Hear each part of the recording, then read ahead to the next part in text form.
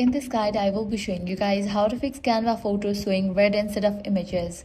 Let's get started. The very first thing you want to do is check the internet connection. Since Canva loads images from the cloud, a weak or unstable connection can prevent photos from rendering correctly. Also, you can refresh the page, then clear cache and cookies for Canva. For that, click on three dots, go to the option settings, click on privacy and security. Now navigate to site settings.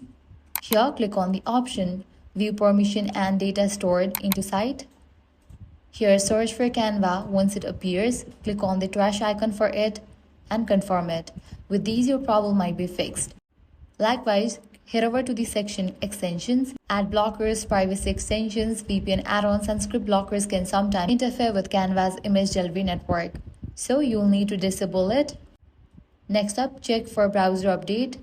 If any updates are available, just update it. Next, you can try incognito mode. So, click on three dots, select the option New Incognito. Now here, search for canva.com, provide your credentials, log into your account.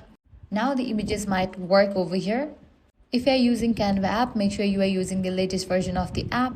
So that's it. By following these steps, your problem will be fixed. If this guide helped you out, do not forget to like, share, and subscribe.